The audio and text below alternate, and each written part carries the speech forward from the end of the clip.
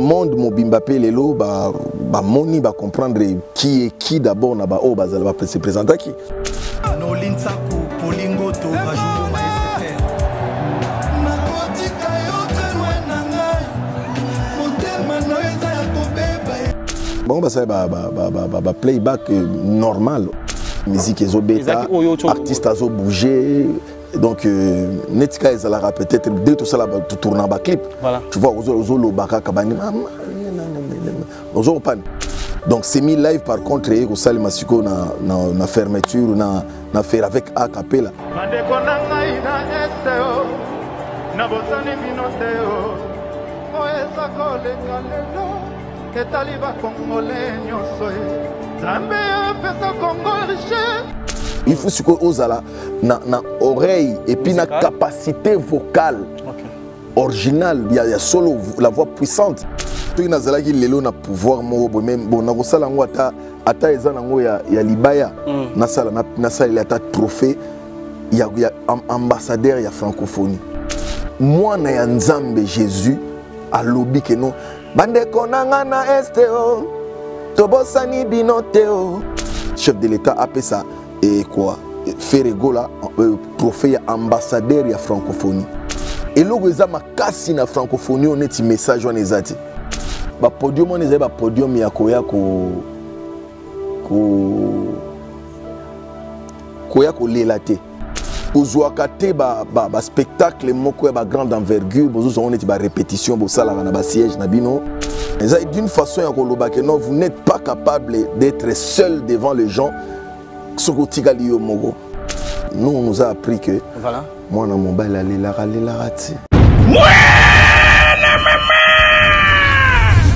fini le stress. Nakatia États-Unis. Restons chez Lisa Loboko. Pona kolia biloko kitoko. Repas yaban Africa. Communauté congolaise. Communauté africaine. Et Zalaba Spanish, même américain. Yaka o dégusté foufou. Yaba congolais. Chez Lisa Loboko. Awa kaka na Champaign, Urbana, Illinois, USA. Et Sikawapi okokuta meni lokola. Ntaba. Motu ya ntaba batula dongo dongo. Nkoba yako mweta pilipili. Mpakasa na Mosaka. Basambwisa yango rangai ngai. Tunanga nini ya? Musique douce. Okolia okomela. Kasi. Kobosana te. Karaoke. Détente. Peb activité ya ndenge na ndenge. Mama Lisa. Mufinuku ya États-Unis. Apesi bilengi na kati ya Champaign. Awa. Yaka olia madesu. Batula mabumu ya ngombe ya sexy. Awa nde epai bilengi elali. Stress na États-Unis. Abu o. Pia. Yakania. Oyoki. Omoni. O comprendre. Simba Kanga pe bombake. Adresse na biso ezali se moko. 208 West Griggs Street, Urbana, Illinois, 61 801 Lisa Loboko. Mufinuku ya États-Unis. Nzambe ya makusa. Tata mama bisika nous zali na mokili mobimba. Communauté congolaise de manière générale. Na yeli susu epa na bino pour ne pas la bino cadeau offre ou ya monene ezali cité moderne Africa yango ezana sima na ngai awa. Ça veut dire que tozana maluku bande bonyo so ba yango. Alors ma référence on a zo pesa bino ezali zone économique spéciale de Maluku. So komi wana opusani monter juste na droite na yo okomona entrée Vodacom. Na entrée Vodacom wana li okomona cité moderne Africa. So le ka Vodacom moke omoni cité moderne Africa. Pour la accessibilité bomoni mituka to yenango moko za Jeep moko za mutuka ya C mais awa ta auto benga catch na Kinshasa ba IST ba vite to ya kana moto ekokoma nyonso ekokoma sans problème. Oye pour na kosala choix na yo. Je vous rappelle, batterie auto za koteka awa za dimension à 20 mètres sur 20. Prix à $1250. Dans une dimension il y a 20 mètres sur 20.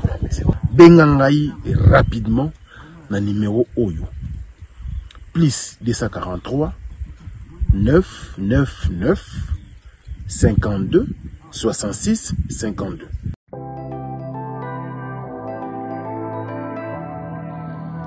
Du nouveau à Kinshasa, le salon de coiffure Bercy.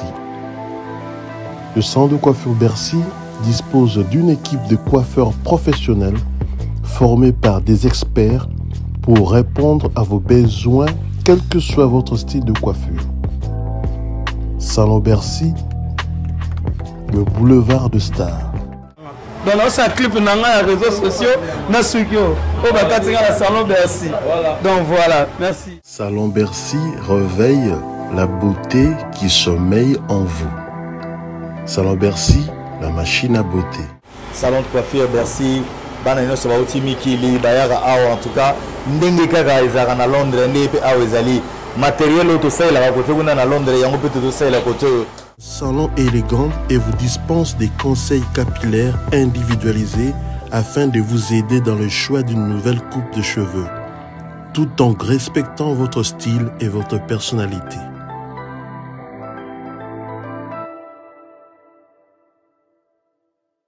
Salon Bercy, situé sur l'avenue Aérodrome numéro 4320, quartier Beaumarchais, dans la commune de Barumbu.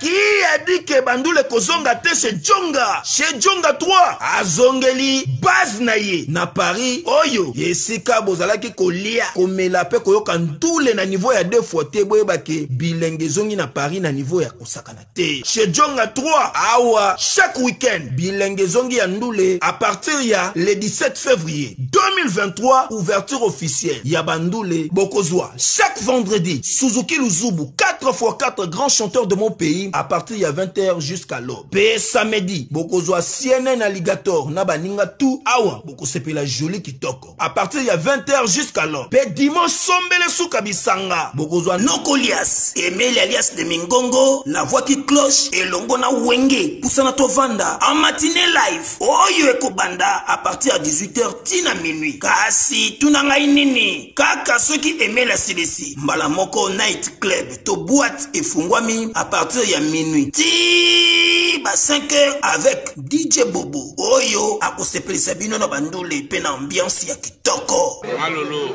Oui frère, Babi Djonga. La Congolia. Futur. Hein? Nous te reçons la 50 boîtes. La Katakin, c'est Djonga. Chez Djonga Twanga Nantaba, Ezwami na adresse Oyo, Noisy le Sec, Nassime McDonald, numéro 25, chemin de Grou, 93 130, Ozamo Bimba. Chez Djonga Twanga Nantaba, Yangonde Zali mo boko ya ambiance, na kati ya Paris, pe na France mo Bimba. Bana King, Bana Dar es Salaam, Bana Poto, Bana Mokili Mobimba, Site FM Moko, Afrique Info, avec Franck Stemay, Yandankala, Twende! X-Bass, Marandura, Franck Stemay. Bonjour, bonsoir, soyez les bienvenus partout au monde. Vous avez ébélé toujours c'est Africa Info Télévision pour nous s'abonner, pour commenter. Merci de la confiance. C'est toujours votre frère Dieu merci Mbadinga. Comme je l'ai dit toujours, s'il y a quelque chose à dire, nous on est là pour informer. Il y a certains gens où il y a des difficultés, on a des informations en temps réel. Émission Nabino 100% Star et Zalarawana. Et si nous parlons de 100% Star, tout remet ça équipe Mobimba pour grâce Nabango. De l'heure cette émission, merci à Montréal. Lui, c'est Gino Massam pour les réalisateurs, pas comme les autres. Et pourquoi pas à Merveille Mampoya. Nous parlons de l'Afrique Info. Nous remercions notre visionnaire, lui, c'est Franck Stemay. Et à notre sponsor officiel, lui, c'est Fabrice Kitanvou, Parking à Badjogo de Pafriou du Sud. À Kano Luba, qui est statue de la liberté, États-Unis d'Amérique, précisément à Buffalo. Bango Bazalakawana, comme je viens de le dire, à toi, nous oblige d'être avec lui aujourd'hui. Artiste, musicien, chanteur, parolier, visionnaire, il y a un groupe musicale Les Abeilles, lui c'est Miel des Sons. Avec lui, nous avons des certains éclaircissements, ou des explications, tout ça appelle analyse à rapport à la 9e édition, il y a G à francophonie, où le dans la République démocratique du Congo, na yeto me rappelle au côté au solo là et tout le bas parce que tout sur le peu Les Abeilles, tout le monde semaine autour les cas, en tout cas, production, plus de 4 productions, et Salamon tout autour à semaine, tout mes l'évolution après au côté, même de ça la production, on va ça bien déplacé. Je viens de le dire, il est là avec nous sur le même langage, avec notre réalisateur Juno Massampo. On voit notre invité d'aujourd'hui, Miel des Sons, patron du groupe Les Abeilles, à qui j'ai dit bonjour. Oui, bonjour, Dieu merci, bonjour. Oui, qui est top, waouh, tu côté en sous na muta c'est plus arabiso, na batmuso ba Miel des Sons la vérité, na batmuso ba ah Miel des Sons sera zoloba, na gagné un peu quelque chose. Tant ba otala yo et moi pour na batwana. En tout cas, je dirais un grand merci na batunyoso o bazorata na bango ya kotala ba interview na biso, donc parce que ce sont des interviews éducatifs. Lelo ezobota ba fruit nango, bato ebele bazo changer ba comportement, bato ebele bazo zonga na banzela. Peut-être ce qui est tout le bielo comme étiqueté bateau quoi. Donc je dis merci encore une fois na abonné à Miel des Sons officiel, Les Abeilles à monde entier. Pourquoi pas mon réunion sur la bonne musique et puis na bao balingarandu le thème c'est là quand même na Miel des Sons et puis voilà donc je dis encore une fois merci de nous rendre visite là quoi voilà donc tout le monde a débit semaine où tout aussi ça pour le tout mardi Miel des Sons plus de 4 productions la semaine encore comment santé à Les Abeilles.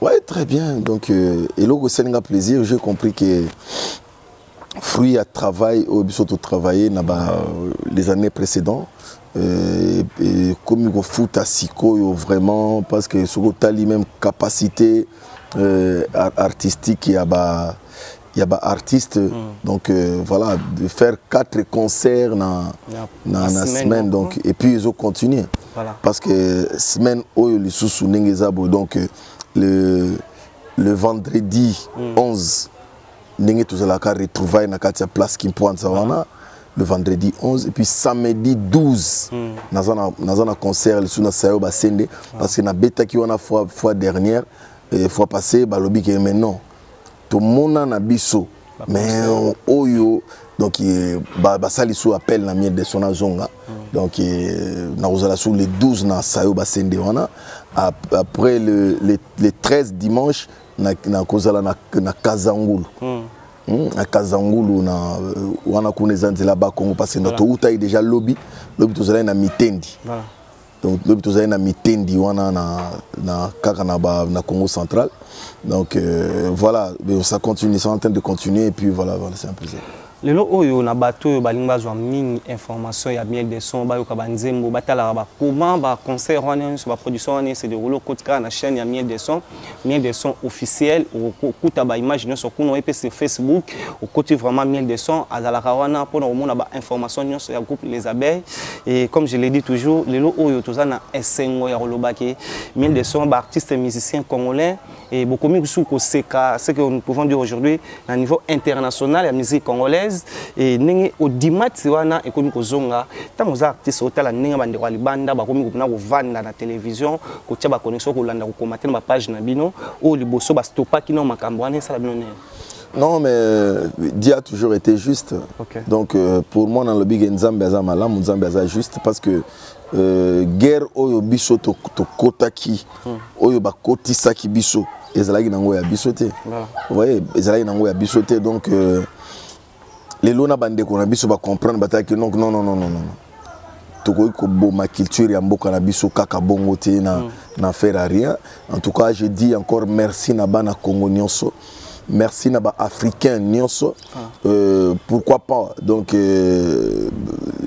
le français, les belges, les américains donc partout au monde les gens qui s'intéressent dans la musique congolaise. En tout cas, pour moi personnellement en tant que moko ya ba artiste ya mboka, je dis merci na implication na bango, merci na ndenge ba komi ko zongela ko comprendre que na ba situation ebele tozalaki pour rien.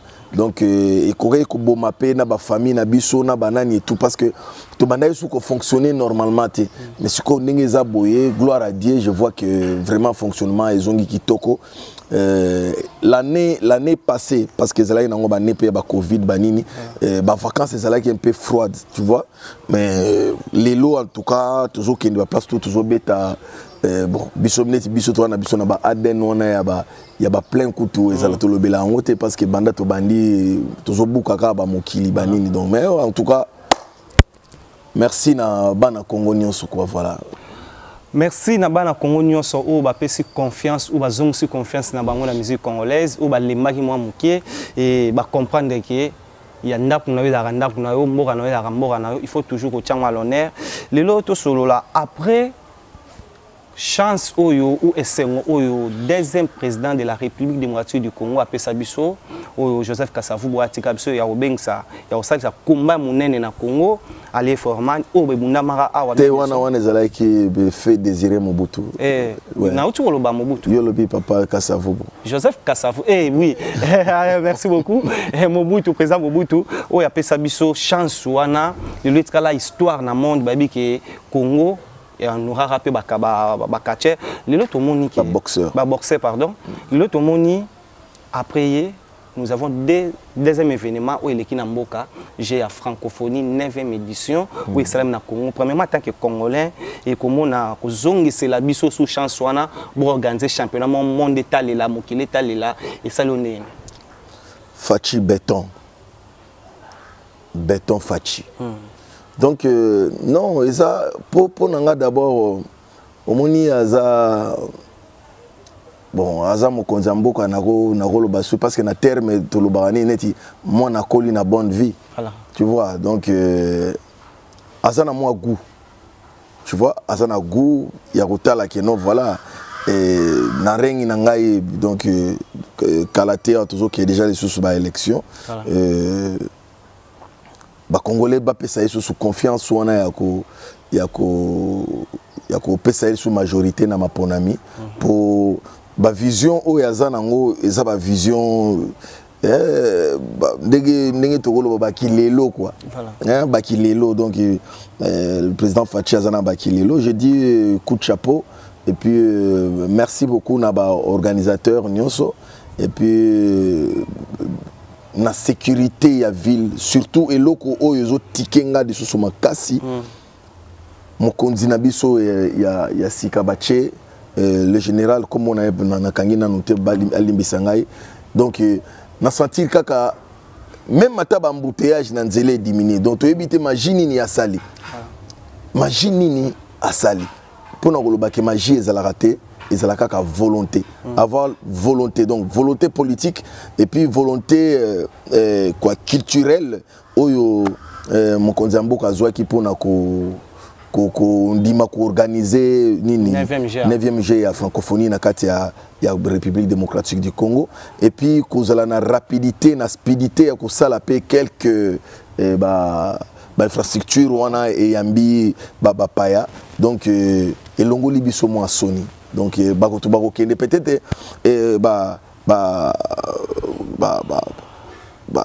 quoi qu'il y a Mickey zanga raté cause la peut-être que non l'autre lié qui n'a moins retard biso athlète ah bilo ko na to sepela ina ngote ah peut-être donc mais du coup en général à Longoli biso Sony donc Congo est l'attaqué la mamususu pendant presque une semaine ndambu Congo est toujours na ba chaîne internationale li sukaka na kati ya Congo en tout cas bana Congo topesier merci papa Mokonzi.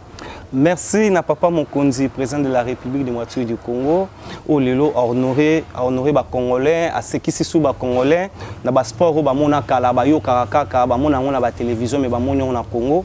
Lelo après wana le 28 juillet, le 6 août, ça fait 10 jours ils na kati wana ou ba pesa kibiso pour na durée ya championnat.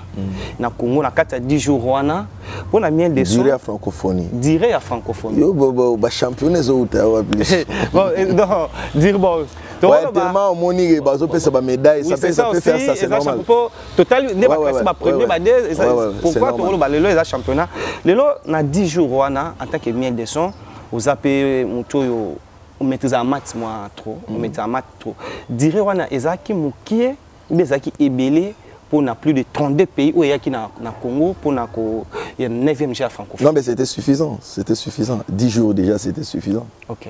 C'était suffisant. Et puis, vous dire coup de chapeau encore une fois, dans l'organisation, parce que Nyonso et Salemi carré, na 10 jours.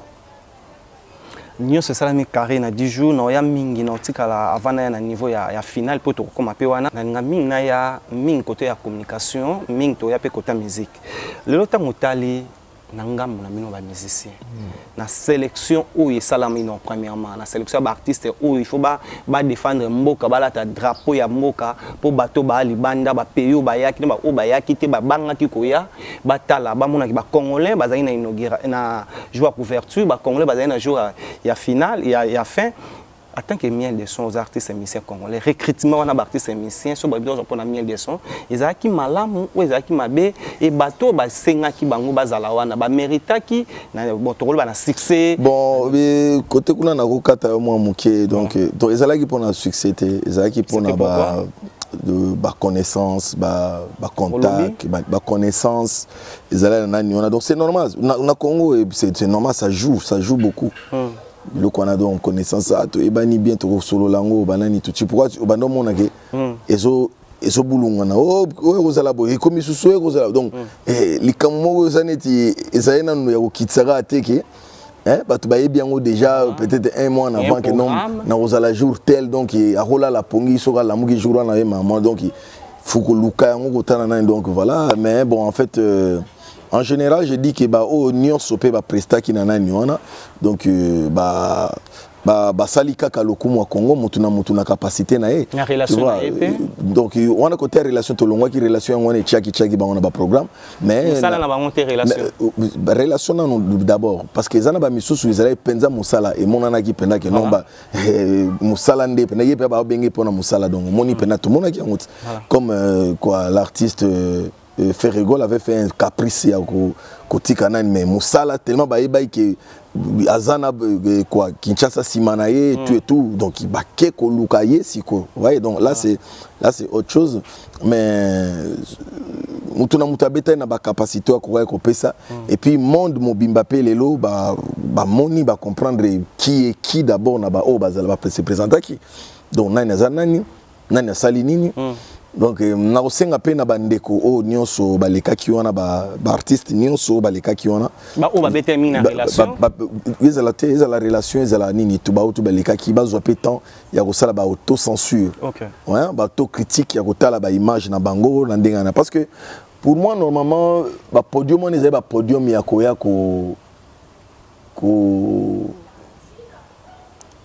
lelate hein koya ko lela ba problème na bisoté ils avaient podium ko yeboye oyene loko mo carré. OK. Donc j'ai vu ça na ba prestation mususu pour ne pas de bon citer na maintenant. Non, on a na kozala un peu vite en besoin. Donc na ligne na zonga moi muki. Donc pour vous dire quoi ezala ki ba espace moko ya ko teka culture ya mboka. Ce que yé na rumba o teki la vraie rumba. Tu vois. Donc, il y a acrobatie, kolobelobebele. Moi, ça ne m'intéressait pas. Donc, en tout cas, na bandeko basala ki yango ba meka vraiment ko réviser, ko comprendre que kozwakate ba spectacle moko ba grande envergure, bozo on est ba répétition bo sala na ba siège na bino. Sozo lingo pesa ba explication na ba fan na yo, moni sozo mona boye, zakaka pona boye. Non, fan, il faut faire rêver fan. Donc, parce que bazoya na nous pona yo mutozana no wana leader na bango par exemple mais couper sa bango ba explication ya ba incapacité te o ba ko kutana nango so botali boye bo comprendre non là moi j'ai pas aimé et ça qui d'une façon qu'est-ce que j'allais dire na éviter mon employé wana d'une façon ya ko loba que non vous n'êtes pas capable d'être seul devant les gens. On comprend. Mais si il y a les autres, si, collègues musiciens, je parle de musiciens on va prester qui, on est en train de parler de ça. Pour déjà moi analyse dans salle dans sens et puis conseil à Rolobake mutuna mutuazwa ameka rotala. Vous comprenez? Mais dans tout ça, pour Nanga, pour nous artiste, prestaki, je crois que nous avons un titre, mon trophée, mon artiste, mon peut-être tout le monde peut penser que hein, tu dois. Je dois revenir, Miel de son. J'espère que ce n'est pas mingi to bandana on a bateau, na nengi yo monela qui recrutement. Nous avons retenu aussi qu'il y a des gens qui ont non seulement pour la musala, pour la relation. C'est ça que tu viens de le dire. C'est normal. Miel de son, les lots oyo, boire éducateur à masse. Boedikaka, elle m'a loba na bino pezaka, ezaka duré qui pas ba fa na bino, so ko lobi a remettre en pratique. Ezai maramu ya mboka. Le 24 juin, Ferrego la na stade de Marty, nous avons vu comment Yemo Ferrego la Tondi Saki. Après le 26 Dino Massampu, nous avons vu Ferrego là a quelques signé contrat na organisateur, il y a G à francophonie na Katia Congo pour Ferrego la prester na G à francophonie. Et nous tous nous avons vu des images. Après 2 jours, le 27, et nous avons vu de certaines pages, et puis Sibiso, non seulement fait là, au Biso Toukansaki à Ozala, le 28 juillet, on a joué à la francophonie, mais tout le monde est artiste et musicien congolais qui est Fali Ipupa, où il y a une couverture, et na jour Oyo. Il y a Bill Clinton tout continue à congolais. Mais nous avons vu Ferrego là à se retirer pour une raison personnelle. En tant que vous êtes des éducateurs de masse et vous avez leader d'opinion qu'on peut dire aujourd'hui, l'idée à Ferrego là, mieux de son en tant que parent, en tant que congolais, en tant qu'éducateur à masse, ils ont idée à malam pour se retirer dans la 9e G à francophonie ou va considérer qui est ou bien ils ont rare mort salama qui on a une raison au salango, tu vois le temps devant caméra. Non mais en fait on doit moni eloko biso to luka rezala respect. Voilà. Hein? Eloko o artiste nyonso pe fuba luka toujours. Ils ont respect. Donc il faut savoir respecter les artistes. Vous comprenez? Donc quelque chose qui suscite beaucoup de polémiques. Est-ce qu'il y a cause est-ce qu'il y a peut-être artiste à juger qui bon qui non bon voilà. Natika na longwa marambo peut-être nazomo na neti je sais pas à raisonner peut-être ba mon neti papa mbaloba mon nga malanda sonto ndengeni donc à cause de la pensée qui n'a sens ou bien donc l'esprit l'idée réaction ezala qui est artiste Ferrego là c'est pas miel. Tu n'as pas demandé pourquoi tu as fait ça? Non mais j'ai pas eu le temps de demander tout ça parce que voilà on est à réaction c'est baloba qui vient par raison personnelle. Donc ezala qui raison il y a une personnel donc lui-même il a fait ce qu'il pouvait faire et puis au moment où comment il n'a souka tilelo j'ai sili. Je dois revenir j'ai sili après quoi annulé par concert et bandé à Koubetama. Les 3 à part jouer à le 28 nous avons Bill Clinton et Fali Ipupa. On a joué à couverture mieux de son aux artistes et musiciens. Je ne sais pas, vous avez un stade, vous avez les bandes d'Anda. Non, j'étais à la maison. Tu étais à la maison. Les lots, autant qu'on a qui prestation, premièrement, il a fallu pour pouvoir attaquer le boss avant Bill Clinton. Pour Nayo, en tant que musicien, on trouve qui prestation à Baron. Il y a Baron Ballet, tu peux commencer là où tu veux. Et maintenant, on a besoin d'opinion. Non, il y a Baron Ballet, c'est normal. Il n'y avait pas assez de surprises parce que. Les Ababilo connaissent tout le monde qui a déjà dans le stade précédent, de la façon, par exemple, la performance, performance artistique, l'artiste peut venir, qui a acapé la performance, il y a voix et de faire rêver les sous. Parce que moi je suis artiste. Musique, na bango nyonso na yo kakango na ba radio et tout. Na voiture et tout mais ndingo yo ki ona ndingo ki ba cheli susuka yango ozoyoka c'est normal au monde au rêver sous tout le monde raneti donc nako boya nanga ko ya na stade mais na chem soki naza na posa oyoka musique non na tchango na ka na oyoka ngo wana yo zokeza bokota ki studio kuna za ma studio kuna za live kuna ezai live te ezai wana bango ba ba playback normal o ezaki musique ezo beta ozo bina kaka ça, moi, commentaire. C'était pour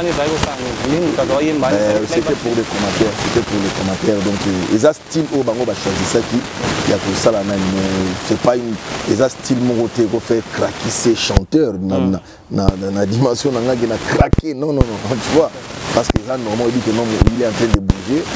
Nous saurons comprendre des thèmes, mais il dit que non, son nazoyoka, ils ont un studio, il y a un cas, tu vois un peu, voir un studio en studio en donc, ce que vous même semi-live, là, peut-être l'artiste a payé ça, peut sentir que, ah, voilà. Donc, semi-live, par contre, il y a une fermeture, une affaire avec A cappella. Et puis la fille moko la française il a fait semi-live donc il instrumental mais ozo mana voix na yo. Voilà. Ozo pan. Donc il mususu ezalaka bache instrumental na voix na peut-être bakocha volume na 2 mais yo siko volume à micro nous peut-être na 4.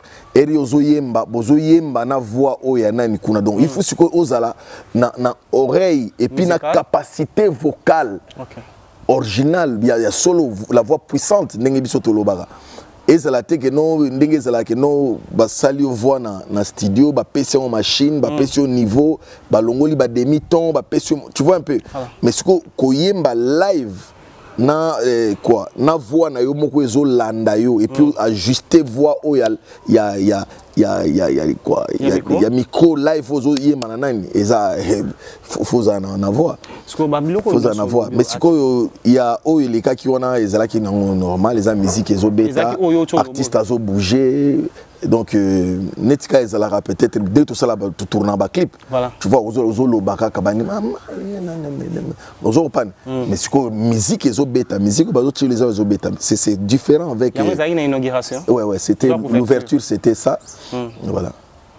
Voilà na tour il a fallu pour la tour na ouverture donc les deux artistes na ouverture il y a 3 artistes ouais il y a que l'artiste française là qui a fait il y a qui live et tu vois avec sa voix donc semi live quoi voilà et bon mi balé il fallait et ça là qui playback normal là tu confirmes mais toi tu as écouté quoi donc yo siko yena certaines chansons te yo yena on ndenga polémique non c'est pas ça que moi je dis moi je pose certaines questions non il y a des gens qui étaient là nous tous on a suivi biso batutoyebi musique tozoyeba ki ezo salema bo tu vois mais ça ko tota pona bat bayebi ndule te mbano amike okoyebise que non te lui il a fait a cappella et tout mais le spectacle pardon bien de son na mekocho yo okenda mingi libanda ya mboka ozo apé chance côté na ba stade ba collègue dom sous tomba prester na ba stade bongo et sengaka playback ou et sengaka live en tant que ils dépendent de la capacité artiste ninga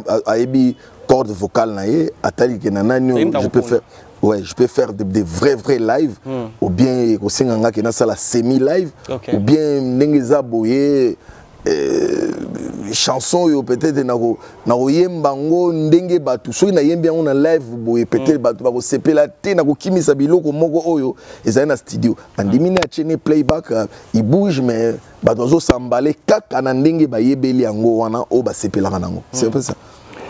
Après comment on a joué à couverture tu as mis na mon musique to bandi les 3 août Otozaki na Papa Chéri, Binada ma Salvador de la Patrie à Motopamba BCBG, ils ont une esplanade à Paris du Pépé. Au télé concert oui, non, Nazaï Penandoule. Voilà. Les 3 pays Nazaï Nandoule, Chemendoule mon privé. OK. Et Zalaï pe moi, Natala qui a un moi mouké, Natala moi mouké, et kaka Papa Chéri azoé mbana ba public naé, ba fan naé et tout. Donc j'ai trouvé seulement comment Papa Chéri joue.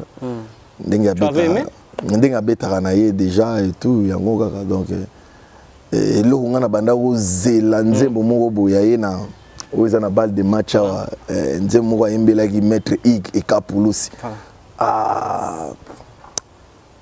master o nani master mo BCBG wana asala solo vocal mo na kati ya bien na sepela nango nani kombo ekizoki manga mo moke bani achuda faisait la chuda je crois oui na sepela nango trop na zela ki yango bon en fait mais les cas qui Papa Chéri qui donc il n'a plus rien à prouver ba vie on a y a Betika Ndoule na et puis voilà.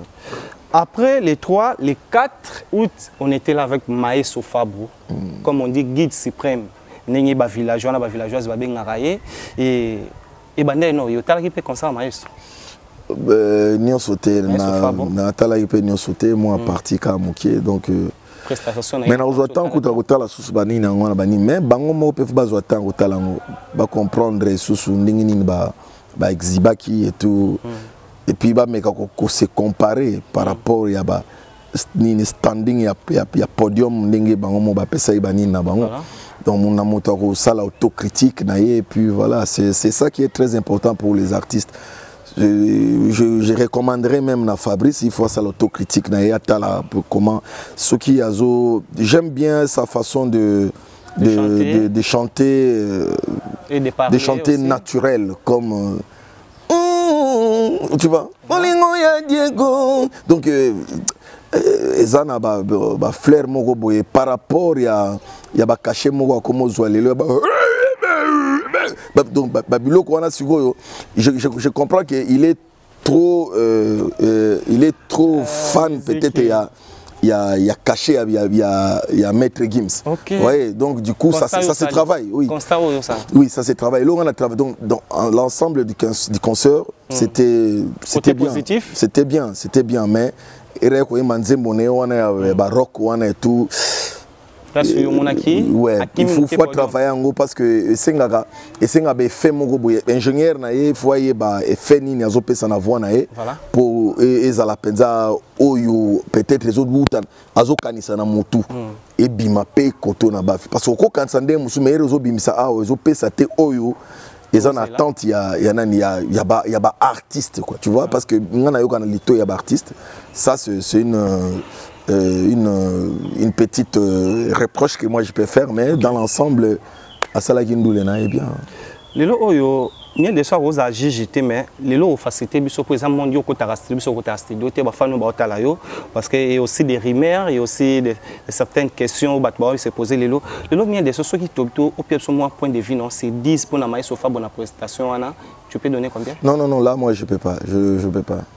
Je peux pas. Là, excuse-moi, il y a Rocher là-bas, on va point, je peux pas. Mais aux arabes, pour la web, c'est bon, bazon abatala. Ngai ezaka que de dire que nous sommes tous artistes, n'engezalaka, au sali ni kozon apé, bacheli ango, au tali, au sali autocritique, et puis parce que lobby au sala autre chose. Parce qu'on est dans un grand miroir. Voilà. Les un miroir moi gaillard. Partout au monde du baotala. Tu vois, c'est un miroir moi gaillard, mais bon, voilà. C'est un peu ça. Mais moi j'ai aussi aimé prestations, il y a Maison Mère parce que les rois de la forêt. Il y a une deuxième partie. Ah ouais, coup de chapeau. Coup de chapeau. En tout cas, par contre, j'ai senti notre performance na vieux. Na ba jeune frère na biso oyo ba ya wana tout donc bana ya héritier ya nini ya Moroto catholique ba benga bango génération Morote bana génération Morote na mona que non vraiment donc il s'est défendu s'est défendre vraiment bien. Moi j'étais content et tout voilà. Merci beaucoup. On a toyé les 5. Donc, comme les 5, nous avons vu Maître Gims.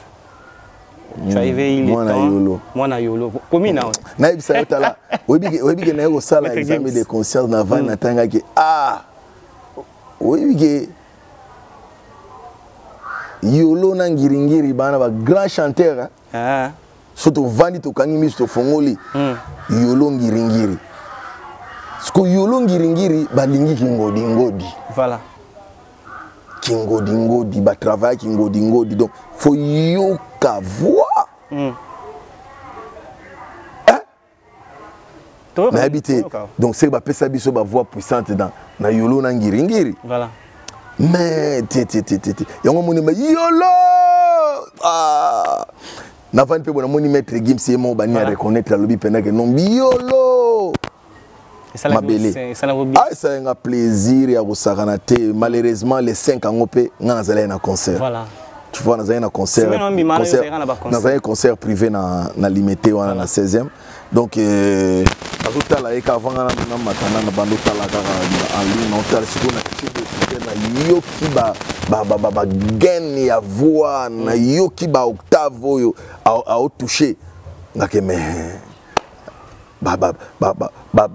vrai semi live yango voilà qui nos musique qui me voit ils passent quoi donc en tout cas encore une fois coup de chapeau yékou na opesa souté pas des millionnaires voilà na pesa millionnaire en voix ou bien millionnaire en voix na millionnaire na mbongo donc na pesa coup de chapeau na papa Juna Jana na pesa coup de chapeau na bana yolo nyonso ya monde entier bana tout ya yolo ya monde entier coup de chapeau ba chula bana tout ya yolo kaka viens pas talo grand chanteur yolo nani Didier Lacoste il faudra tala yo na pesi pe kambote likambote sikolinga na lobani te na bi grand frère là siko yolo ngoli na yolo azaka mwana yolo mwana yolo pe fils eni ah ngana zolobela mambo bana yolo o me pas mwana yolo na zolobela mambo bana yolo ye so za mwana yolo pe mwana azape ka mwana yolo na sangisi na minute na personnaliser te que non moko boyembi na lobi ki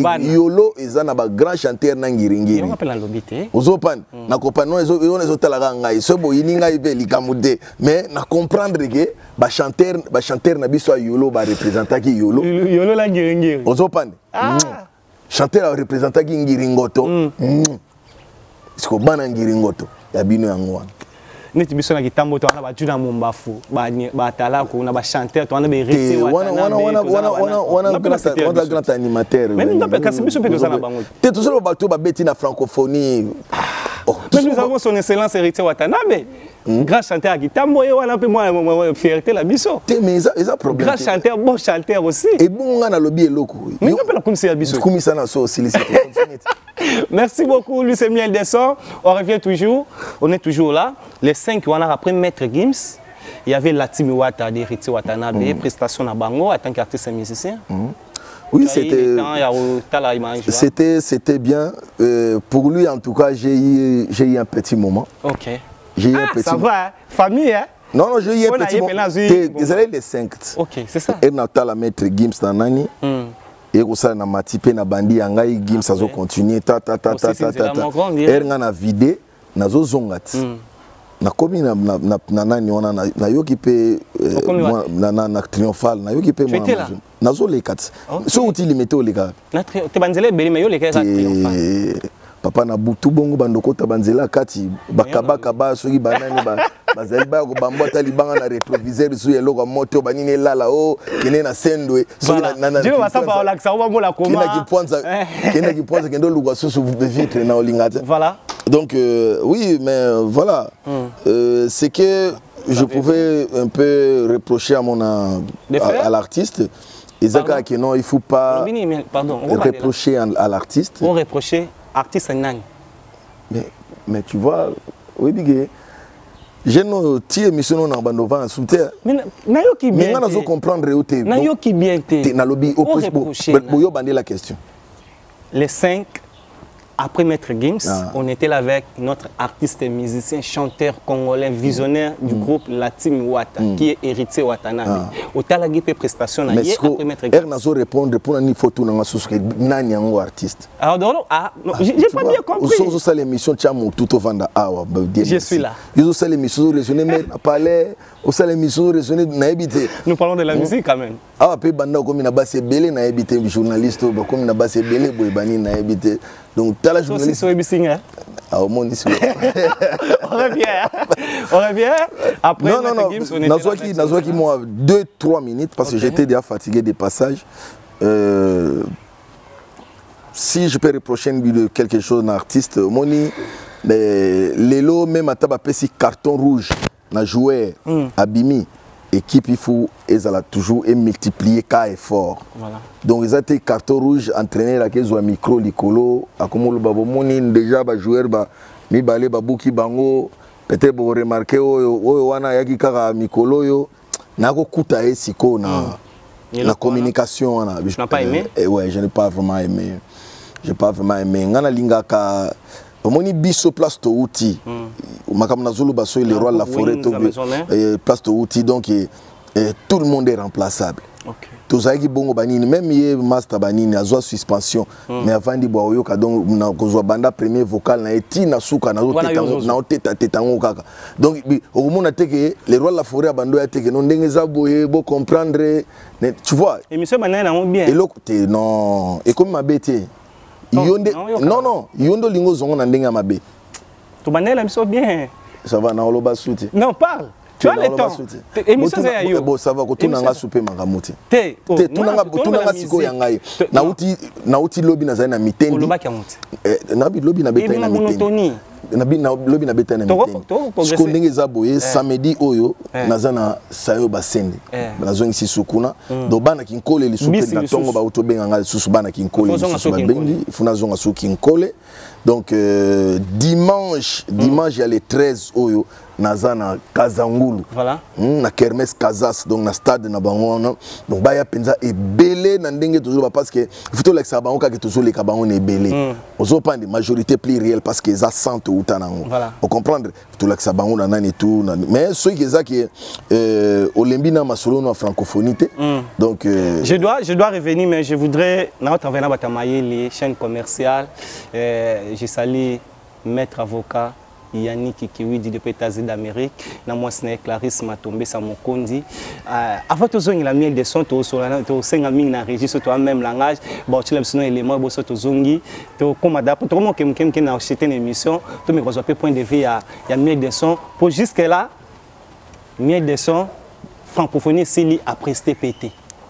Mais toujours qu'il y a un azoloba. On se cet élément, on se retrouve tout juste après. Aujourd'hui, Dieu merci, Mbadinga précisément na commune Anjili et na quartier 10 bon mon na na Wenze ya quartier 10 endroit où on a lelo na sala interview na ba mama ya Wenze. Na découvrir na bi que mercenaire à musique et ya ba artiste comédien, il y a des musiciens, il y a des nyonso à Bedachou au lelo avant na mingi na Gombe na juste wana obi va parler ba lubate mais vous comprenez déjà et comme on a eu autant ma trop kotoyo. Comme on a eu autant ma trop kotoyo maintenant on a découvrir na dino masampu ne na toloba wa toyeba na Wenze et c'est comme on a pourquoi ba maman ba expliquer biso ba ndeko ba expliquer biso pourquoi kombo ya Bedachou loba maraka mais awa toye oteka ba manga ezana ba kombo ngala loba na vérité malala biso ba benga ngo Bedachou pourquoi ba benga malala Bedachou poza kitoko Bedachou apesa tala te kombo wana tango zoyo kango Bedachou est oyebi okuta na ebo Bedachou o biso toyebi mwana biso aya na 10 na njili awa ye tobenga Bedachou bozana mwana awa na njili bozana mutu na njili o kombo na iza Bedachou o bino bopesa même kombo oteka kombo malala Bedachou siko comportement na ye ndenge bo vivre na Bedachou asalaka nini o etinda bino ba mama ba jeune ba bana mikie bo benga kaye bo linga ye mingi bo ko benga Bedachou asala nini aza nani na quartier.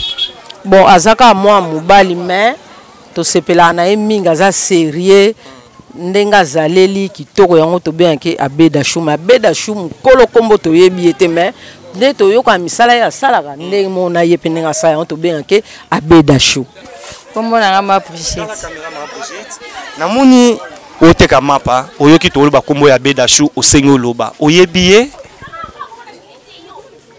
na yebi etant que ndeko na biso ya quartier quoi na yebele asalaka nini na quartier aza nani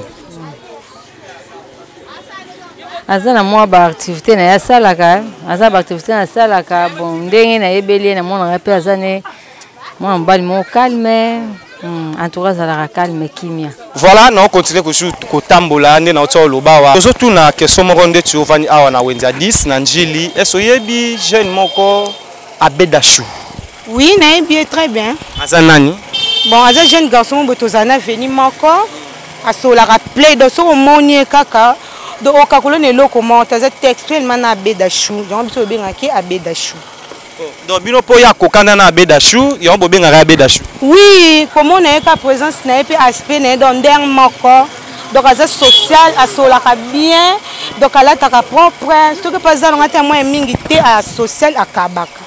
Siko lelo oyo vrai Bedachou aza mécène oya idaka ba artiste musicien ba artiste comédien ba joueur ba nyonso lelo oyo lobi wana comportement na ye na avenir na quartier bovanda na vivre ndeni social makasi gaza social makasi asolana ba jeune garçon ba jeune fille ba maman donc mutu ça très bien vraiment donc yo ambiso to bengaki Abeda Chou tanga amono na TV borolo baneni oyo monaka ya mabe royebse bo ya malamu rolo baneni bon avenir ngai na mona na ngai ya mabete na mona ki ka ya malamu. Donc malam nous avons eu le temps de parler, de demander à beaucoup de gens, expliquer qui est Abeda Chou. Mais maintenant, nous voudrons que tout kende tout mona Abeda Chou. En tout cas, Dino Massampo a aidé nga yazamwa nanjil. Nous avons direct à déranger nga na ya nanjili na quartier 10. Ezala mutu moko azalaka awa oyo babengaka Abeda Chou. J'ai essayé, il y a retour na batu ba mama wenze bandeko, balobi ba yebi Abeda Chou. Eh, na mona bandeko na nga petit frère na nga, na tuniye. O yebi Abeda Chou abi oui na yebi wana vient na biso ya quartier. Oko la sangé pa na bango, azo ko tsa biso grande surprise. Na moni loko la Abeda Chou ne na moni. Et j'ai demandé, c'est toi Abeda Chou? Bon, effectivement, c'est parce que Abeda Chou est réel au bat ba yebi. Au moins appellation ndenge bato bapesanga kombo appellation ndenge bato babenganga peut-être na ngolo babongo biso ki oyena milieu moko quelconque et que fréquenter bato te du coup bato na musika ba surnommé Abeda Chou mais certainement ba ndoko benganga kombo na te na ndoko ngana ba matoyi tout consort et du coup une journée na vanda bona osomba crédit ndezaka ba jeune na milieu moko bota courage aya senganga mbongo ono Abeda Chou tout consort na kabimbongo kombo na pe banda et panzana jusque là na pena relationnalité na batu mais de loin batu ba no fréquenter batu ba no monanga de loin tout consort ndé peut-être bon on pesanga kombo wana mais toyebi ke kombo wana eza ya mécène obim sabso déjà photo ya Abeda Chou. Si vous voyez à gauche nous avons Abeda Chou, à droite tous anda Abeda Chou ya pirate qu'on peut dire mais apparence na bango ekokana yo moto ngota la photo ya Abeda Chou tali ya yo lobela koni ozo dépendre na bato yo ndenge ba monelanga. Bon, on est-ce que vous dépend de bateau ou peut-être ne pas mon anga. Lelo oyo okoki opesa biso numéro no ya téléphone oyo Abeda Chou azotala yo akoki kozwa abenga yo il y a déjà ope ba ngamba soutenir yo. Exemple na mabete ko pesa numéro no ya téléphone pour bateau ba otala biso ba os appel la besoin na otuluba osa la publicité ya kombo ya famille ya bateau. En gros numéro na opesa beaucoup plus numéro nanga ya WhatsApp 083 plus 243 083 057 0031. Donc je répète, plus 243 083 057 0031. Parce que tu as ouvert en internet, on peut déjà mandia, tout comme ça. Bien sûr que je manque aussi. Mais en termes de soutien, nous avons vraiment accro sur les Cambouanate. Mais et puis qui s'est sur Benginga qui a soutenir et qui n'a pas ya makaniswana. En tout cas c'est une bonne idée. Nous avons rappelé un rêve un jour peut-être au monde. C'est parce qu'il a porté comme monde. C'est un grand rêve. Nathalie a amené les réseaux sociaux. Na mona un peu makambo ça la batu mususu. Na boya répéter un jour peut-être à salon pour nanga. Merci beaucoup. Nous sommes arrivés précisément à la fin de dédicace na baoya yo. Bon dédicace na pesi ka dédicace na bato balandinga. Voilà, na pesi dédicace na bato balandinga. Na bato non bien sûr non. Célibataire. Voilà, bana. Non. Merci beaucoup, nous sommes arrivés précisément à la fin. Si vous avez aimé, merci à Montréal, grâce à lui que vous voyez cette image. Merci beaucoup à Dino Massampo. Là, vous avez compris, je salue mon ami Abeda Chou. J'ai vu comment Njil et Lobby, quartier 10 et Lobby, en tout cas Boende Zalaka. Mon ami, je viens de dire salut à toi. Le nom de Sotozonga, Tozaka Wana, autour de ma maison mère. Maison mais bête l'absolu du solo. Au bas on vocal bané à liboso. Oui, donc bon bref kaka nous on nous a appris que voilà. Moi na mobile aller la par son excellence vous comprendre. Moi je compatis quand même voilà. Avec artiste au nyonso bazwa ki moi likama et tout. Tu vois parce que bazaba na batu bazana ba famille na bango. Ouais à la team wata. Ouais mais dans miroir les modes n'avaient pas besoin il y a une explication, il y a ni parce que c'est un cas qui bête à faire rêver bateau et puis c'est fini. Et nakati bat mais oh voilà malgré l'absence il y en a ni tout parce que la communication déjà les cas qui est belle les absences mais voilà donc ça c'est une petite reproche et puis reproche la télévision. Ouais, c'est une petite reproche. Hein. C'est ça, je l'ai dit. C'est pas une insulte. Mais au loba que le mot angal na kataki batwatali biso mbadinga kataki na été au même mama vocal. C'est wana eza ya koloba nini. Esprit o ezala na ve na biso. O biso to apprenant. Tu vois, biso to apprenant. Ngai mouvement na ngai presque 10 personnes, presque 8 personnes bakenda mupiku bongo. C'est la moko. Ndenge pe ezwaka pe frère na ba période wana nani mpaka Charlie akenda na akesa l'orchestre pe bani na kaboli bakaboli mouvement na ça, tu vois un peu. Il faut toujours garder la tête haute. Voilà. Donc côté on a prestation nazoa gitan Rolanda Nio sauté parce na zaina volant de Anzelandia nazoya na ba moi ba moment moi ba bien amitié donc il a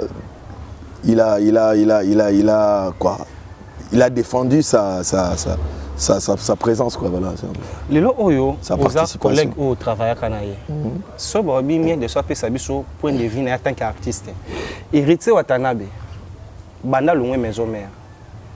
Voix na ye oyo yebaki. Kokot sanga na terrain wana ti. Donc to solo ma solo eza belé puis to kati émission bani parce que wana olingo kota na terrain o bino bo mesana na ngwana. Na epsa bino déjà que na ozonga na terrain wana ti. Terrain wana bo message bino bani. Mais qu'est-ce que to vandi o bani ko tuna nga banani donc na minute. Non, tout na musique. Tam conseil mutu na TV lo bien. On est en train de parler de la francophonie. OK. Mais au Sugi les 5. Il était là. Au Sugi les 5. Non, on a parlé des maîtres. Les 5 c'était Maître Gims et oui. Au Sugi alors pourquoi est-ce que tu n'as 5 questions sous question il y a Maître Gims? Tu comprends? Parce que tu as envie il y a beaucoup na terrain wana et comme que non. Là tu n'as pas aimé. Ngana omoni madinga. Dieu merci.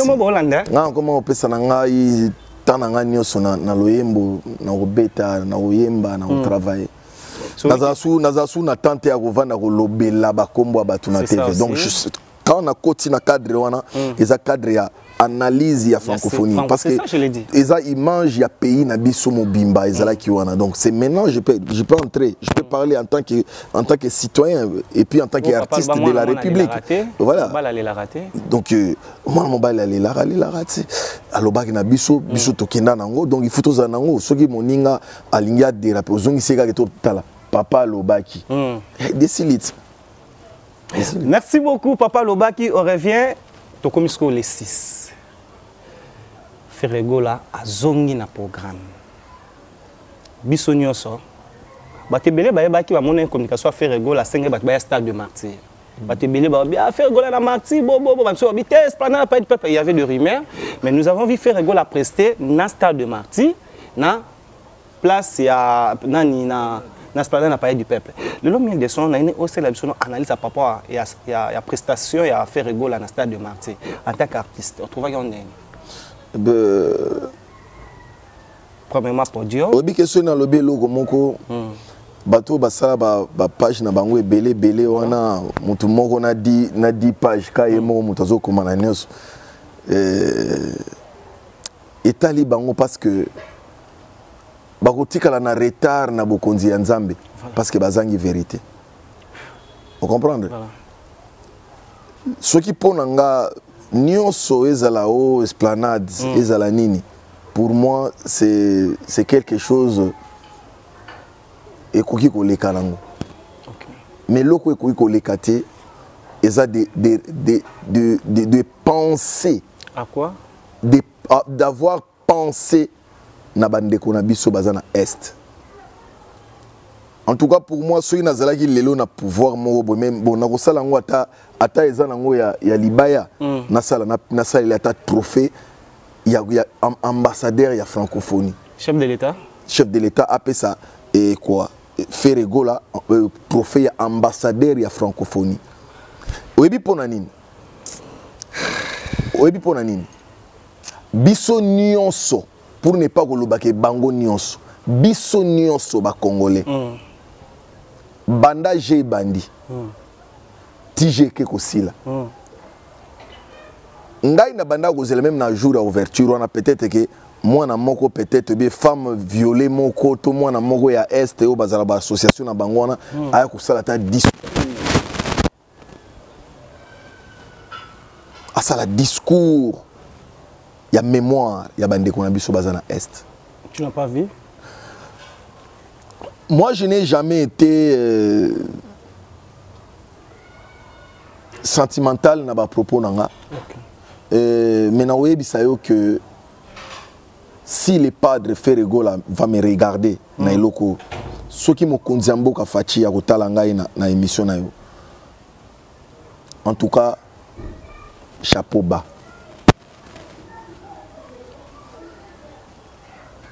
Chapeau bas. Malgré ma performance a cappella na ye, donc azoyemba avec sa voix, la sali quoi semi live correct.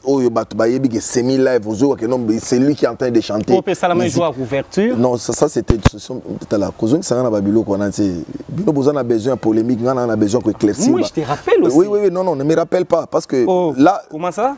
Ouverture ezalaki logo mususu elekaki. Laisse-moi parler de quelque chose où ezaki non ezan intérêt à ba Congolais. Tu vas alors. Ezan intérêt à ba Congolais. OK. Nous on a souffert na makambu oyo. Ba accusa biso ya komona net que non biso nde peut-être toko zalata ba rebelle mususu eza ba musicien. Ba bazo bomba Congolais. Bande ko na biso ba kiza biso nango. Mais ceux qui toujours se défendre ya ko protéger bande ko na biso, ko pesa bango espoir. Et si kabaza kuna na este oyebi ke bando landa pe na ba direct bazota la pe ba moni événement ndenge bandi ba moni événement ndenge zo kende gosila na côté ya suka ba moni siko ke non mwana ya nzambe Jésus alobi ke non bande konanga na este o tobosani binote o. On dit que place na vanda qui les 6 biso aux alaki wapi nazo na mitendi nazo beta concert na mitendi mais na landi eloko wana j'avais des larmes aux yeux donc j'avais pas le temps ya kolanda ko nion soit tiko ça na sima nion soit tiko ça na sima.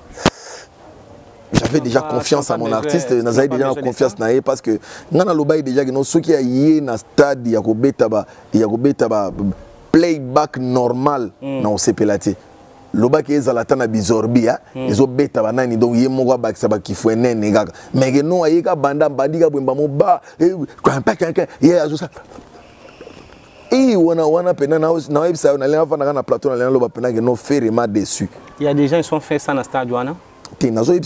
Pour moi na ndenge na banda kwa kozela ye na banda kozela ye yango wana zo ipsa ko le reste o itu asalaki ezala parler du peuple ezala parce que na yeba déjà que parler du peuple akobeta déjà ko yemba déjà ndenge ayemba ka déjà ndenge to monaki bana na ino so ezala la tapena Ferregola non oh ala ta isu makasi mais biso la mola ba page Ferregola Jésus mais te men omoni soki mutu bomona neti aza baba soki jour à lobby et la moi mystique eza neti alobaki wana a inventé ka o aza nango kaka a inventé ngo ka simple non ozopan a inventé ngo ka simple parce que babilo musu pe ko moya na bomoni pene lo mo ba komi ba mbate belé menzo ndeza nango Chine voilà ozopan oyo monaki te na lobby bato ye mo lobby ke no biblo musu za Chine mais o eza Chine te za penza.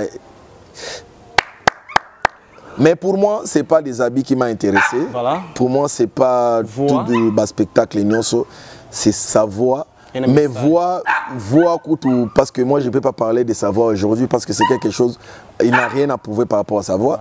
Mais le message que l'artiste Ferregola nous a transmis, le message qu'il a donné aux faces du monde. En tout cas, encore une fois, je dis bravo l'artiste.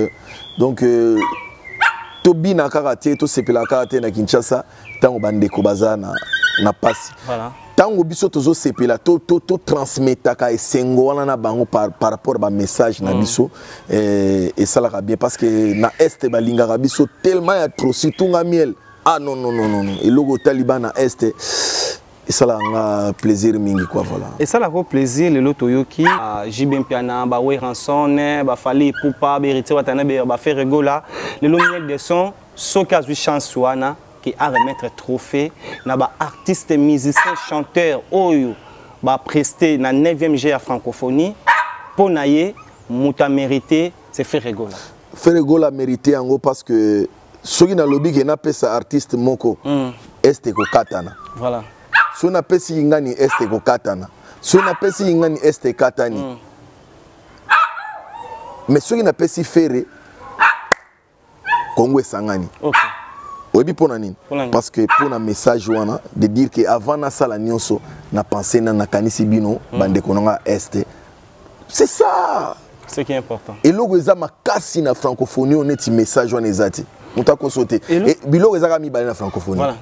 Réussite nango par lui-même le chef de l'État, Moukwantombolo, Béton. Voilà. Et deuxième. Deuxième. C'est quoi? Message fort de l'artiste Ferré Gola par rapport à Bande Konabiso, il y a Est. Oui, on peut ça trophée. Il y a des trophées à chef de l'État à Ferré Gola, c'est fini. Mais des sons, tu comme na souka mais na bi la vérité. Avant to ya na question na bisa souka, réalisation et sungabiso. Ezara yo poner biso elo moko. Si tu veux, ils sont obligés. Entre concert, il y a jour couverture.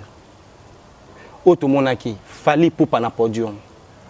Entre concert, auto monaki, le concert il y a stade de martyr. Il a fallu pour pas prester dans stade de martyr le 28 juillet dans stade de martyr. Toyé le 6 août dans stade de martyr entre Ferregola et Fali Poupa. Ce va être le miel de son pour un meilleur spectacle.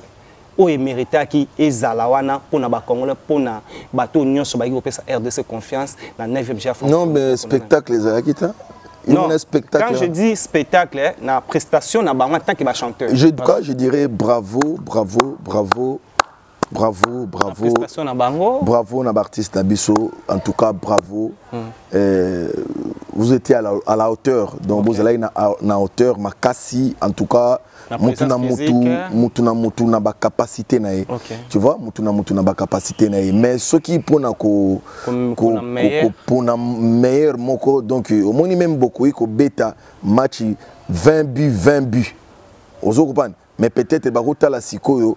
Nani yango sikoyo azalaki na ba possession trop ya nani et bakisi pe ba point. Voilà nani. Vous comprendre? Mais sikoyo so nde ba beti wana ba nini tout normalement so ezaki ko pona artiste moko bato ba kansaneti pona nini miel azalaka toujours nini tout non non non non. Na pesi bino critères nanga. Critères nanga exact critères de rassembler les Congolais parce que là ils étaient pour présenter notre pays. Donc c'est Congo Mobimba. Donc nation Nabiso Mobimba, Congo Mobimba. Tu vois, ezala qui représentait Nabilongi na Bango wana ndenge bazala ki wana. Donc du coup, muto a représenté Congo valablement. Il faut qu'on représente Congo na ba difficulté nango. Na na sengonti na pasi nango. Ce bola ici ka Congo tozaka na sengo, kana sengo, ezaneti donc ba prestation monsieur ezaneti ba photo à Facebook. Na TikTok. Moto to linga osala photo à TikTok na Facebook era la TikTok ake vana likola voiture batu asali azui mbongo mo bani bazaya bandi ko tanga malgré ça été donc eza prestation mo ya TikTok na prestation moko o eza pena que non mais je dis bravo à tous les artistes, artistes nous ont presté. En tout cas, et c'est mon anga ezaki non valoriser les sous culture na biso paya ba moni bango kepe na moko na mutu. Musuba aucun matin mais qu'est-ce qu'il a fait? Ba lui kotala ba moni te musuba il a fait ça. Mais ba koya kotala artiste wana et quoi mona mama kiese ba mona que non azana souci ya mboka na ye azana souci ya bande koné parce que na minute oyo so total na ba artiste nyonso ba beti wana oya bakisi ndambu ya ba fanatique na vie na ye eza Ferregola ba fanatique à est ba bakisa mi pa na ye ba comprendre que non ba beti biso kara mais papa wa kanisi biso c'est ça bina e yango ya makasi ya chewan pour ça pour autant production wana na des total magamusuti donc to suka na aspect wana pas to keda baba détail mususu comme trop obi que on répond de bisoni na parabole parce que question est simple miel de son entre prestation ya fallait pour pas na prestation à faire rigola prestation ni est meilleure to keka wana je dis bravo aux artistes. Merci ma prestation na bango nyonso ezalaki meilleure na ba capacité na bango. Donc ya mukolo na quoi artiste amboka qui ya mukolo yo bité muto abenga ya mukolo c'est qui muto a créé eloko omoni kombo baloba 12 Siko anga yepo émission ezaka mukuse na lena pesa bino siko philosophie tu as le temps tu as le temps lelo na komo mone komina batu mususu même ata bayebi na bango philosophie à 12 ans te ba comment olobaka abeti biso 12 bebi 12 ans ezani 12 malins 12 malins eza kombo na ye feregola 12 malins wana ezaki area zo konza ba master na tout ya wenge maison mère ozopa na tant que chef d'orchestre na bango Exiko peut-être et comme moi babilo ko moko boye ya na bandu le voix na eka mutu zo yoka na banini erba baninga musuba okende osala ba cho ozopan yesiko yo aza malin aoleki la bango siko en esprit na bakotonga ba yokende otonga ye ozopan ye asiko ya mibengi 12 malin siko na 12 malin na tellement siko yo kuma na batamoko boye bakomo lukandeni ba diminuer ferré Ozopan exiko bazo beta babiloko mobo sikoyo babe yango non eza to beti yango 12 ba beti yango 9 ba beti yango na 12 donc na 12 malin donc yende muto azam idéologie wana ya 12 wana boda eza idéologie na ye okopan mais lelo bakobo kumulu bango wabe atana na ba mabale komando shenanga betinga 12 pena 12 mais sikoyo muto atika idéologie wana wenge eza 12 malin ba peru ba benge shetani donc mutu tout bando comprendre te ba mona neti ndoki moko boy neti kanga bando comprendre ngata be ka mutu akisi mutu donc bantoma bazala ba bengo mtakisi be ba benga oka ba benga nga makasi yo mo peso za conscient ba benga makasi na ibisa bino banda kala no bazala na ba complexe o mona te ba te belé ba no martelo na miel kiss lelo miel yo azana ye kaka zo beta bango ba rêver ça pe lelo que no bango nde bato akisa. Merci beaucoup, merci, nous sommes arrivés précisément à la fin, là vous avez compris, pour Miel des Sons, meilleur concert, le 28 juillet, vous avez dans le stade de Marty, couverture à francophonie, le 6 août, vous avez dans le stade de Marty, le jour où vous stoppé, au revoir, 9e édition, à francophonie, dans le stade de Marty, on était là avec Ferregola, pour Miel des Sons, meilleur concert, Ferregola. Ce n'est pas moi qui a dit, c'est Miel des Sons. Nous sommes arrivés précisément à la fin. Même qui battait belé, battait Miel des Sons. Dernier message nayo. Chaque vendredi, 16h, place Kimpuanza, juste na Kasavubu, wana so kumka na report Kimpuanza. Yo olingo qui est victoire. Au taliga juste na gauche nayo, au monde na place Kimpuanza zalarawana. Les abeilles de Miel des Sons zalarawana. Chaque vendredi na 16h, yakawana. Oyoka ya lobara yes le ganezara. Bango bavandi. Donc il y a des gens qui fans bayemba ya lingani oyemsa ba fanta tira bino bopema mela na yo lia na yo na mama ye kuna zo yemba ka po na yo ezara bongo bien ouais bon vanda ngana yemba ba vanda pour ba se détendre voilà ba se détendre ngana yemba voilà donc en tout cas merci encore une fois donc nous sommes ngabeta Miel des Sons donc biso toza ouvert biso to banda lundi ti samedi to na capacité depuis début tu déjà presque 6 concerts. 6 hein. Depuis le début à vacances donc voilà. 6 concerts tous en quatre retourner. Donc voilà quoi en attendant DLV Prod hein DLV Prod na peso bambote place aux Ali mon ami Alain Katanga Katangé mais na bosanioté Doni Dalai Lama hein nombre de cheveux nombre de rankines na bosanité maître mon vieux Roger Badjoko le conseiller Roger Badjoko je vous salue là où vous êtes le docteur Roland Milan Morsi hein, oh ya maman ya Pembe quoi donc moi c'est Mondele la marocaine par là je vois maître David Kombe mon avocat. Hein? Maître David Kombe de Paris, donc Balobi que Lukaka Makambu. moi ebinde a reçonné là yo a rebondé là yo donc je vois maître Ik et Kapouloussi donc c'est on a ce qu'on a niveau à Kinshasa Banini donc le vainqueur de tous les dangers. Par là, je vois encore mon ami Dodem Benza Tripoli, mon père est ouais. Mon père est ouais. Hein, mon père est ouais toujours. Des fois, donc il y a antidote DBF de la forme. Na bosaniete Pichou Mabenga Palzileri, Motema ya Gloria Ekenge, Zalana Ekenge toujours. Donc soki na zongi côté Albumbashi na moni vient nga Klets Kabe ya Korino plus important que le coltan donc na bosaniete na ko bosanate par là je vois Steve Lufalanka na kafunfu na pesio bambo théâtre Dadi Mavungu Vugule na pesio bambo théâtre Rifin Kota Kelelo Rifin Kota Kelelo donc il n'a pas sur pe place aux a donc stabiliser kaka jeune ndenge zala ka air tokoya to bandi maramango ndenge toyokanaki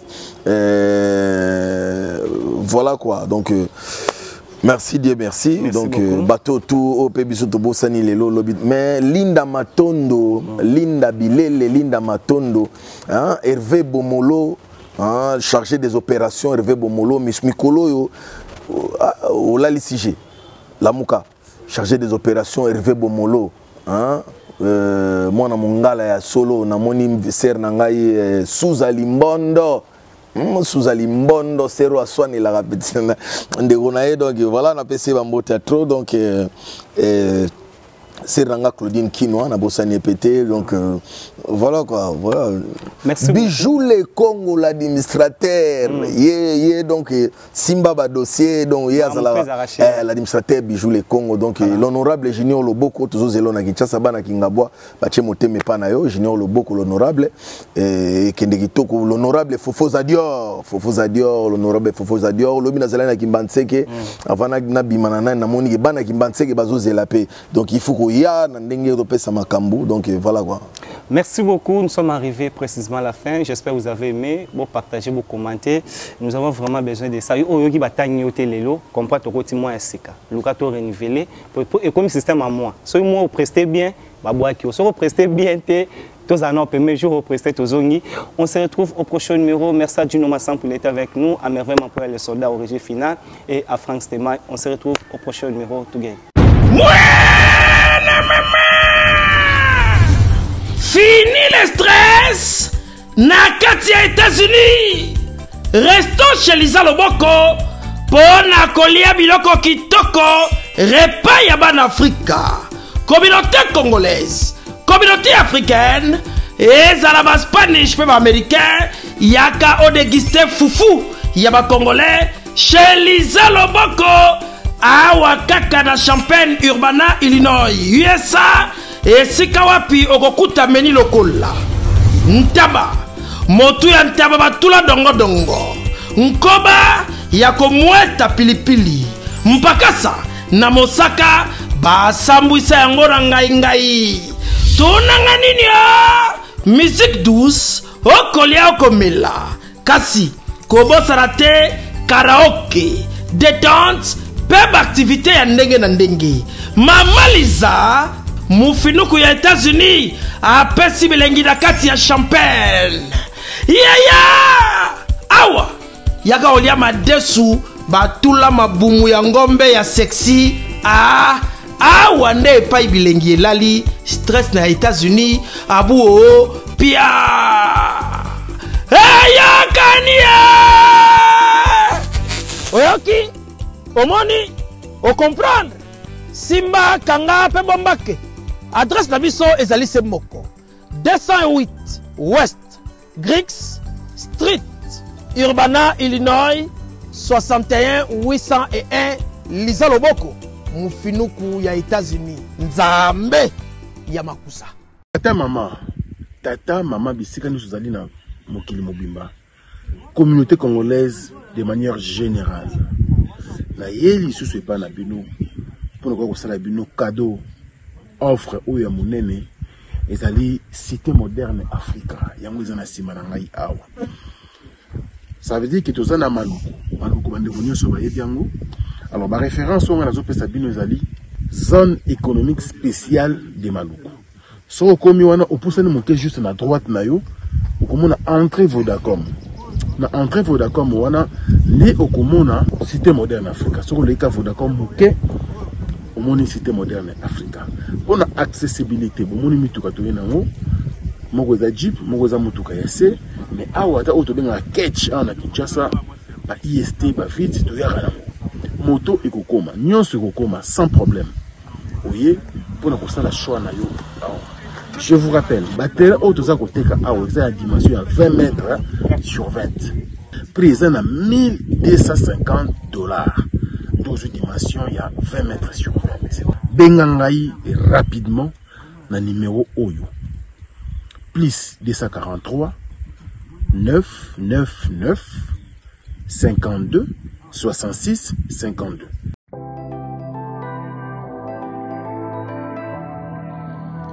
Du nouveau à Kinshasa, le salon de coiffure Bercy. Le salon de coiffure Bercy dispose d'une équipe de coiffeurs professionnels formés par des experts pour répondre à vos besoins, quel que soit votre style de coiffure. Salon Bercy, le boulevard de Stars. Dans notre clip, on a les réseaux sociaux, on a Salon Bercy. Donc voilà, merci. Salon Bercy réveille la beauté qui sommeille en vous. Salon Bercy, la machine à beauté. Salon de coiffure Bercy, banano so bauti mikili bayara awa en tout cas ndenge kaka ezaka na Londres ndenge awa ezali matériel auto sala ka côté kuna na Londres yango peut to sala côté. Salon élégant et vous dispense des conseils capillaires individualisés afin de vous aider dans le choix d'une nouvelle coupe de cheveux, tout en respectant votre style et votre personnalité.